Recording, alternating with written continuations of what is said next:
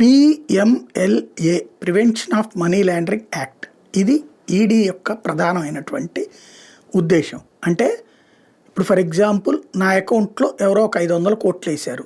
ఈ 500 కోట్లు ఎక్కడి నుంచి వచ్చినాయి అనేది విచారించే అధికారం ఈడీకి ఉంటుంది. ఈ డబ్బులు నేను 10 మందికి పంపించాను, ఎందుకు పంపించాను అన్నది విచారించే అధికారం ఈడీకి ఉంటుంది. అంటే బ్యాంక్ నుంచి వచ్చి ట్రాన్స్ఫర్ అయితే ఉండదు.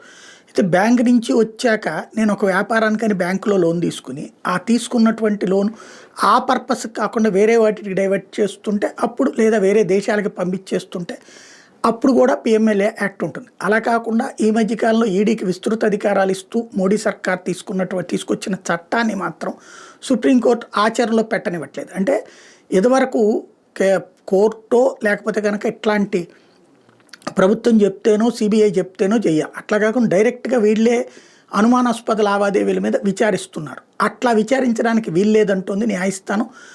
రాజకీయాల కోసం వాడుకుంటున్నారు అంటోంది. ఎస్పెషల్లీ ఇప్పుడు అక్కడ కర్ణాటకలో ముడా కుంభకోణానికి సంబంధించినటువంటి అంశం, మైసూర్ అర్బన్ డెవలప్మెంట్ అథారిటీకి సంబంధించినటువంటి కుంభకోణానికి సంబంధించి అక్కడ మల్లికార్జున ఖర్గే వాళ్ళ ఆవిడికి ఫ్రంట్ రోలో ప్లాట్లు కేటాయించారు, ఆయనకి ఫ్రంట్ రోలో కేటాయించారు, వాళ్ళ అబ్బాయికి ఫ్రంట్ రోలో కేటాయించారు, మిగతా వాళ్ళందరికీ లోపల ఇచ్చారు.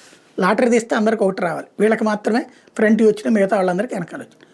ఇది ఎవరు విచారించాలి అంటే విచారించడానికి వీల్లేదు అన్నటువంటి కోణం ప్రస్తుతం నడుస్తుంది.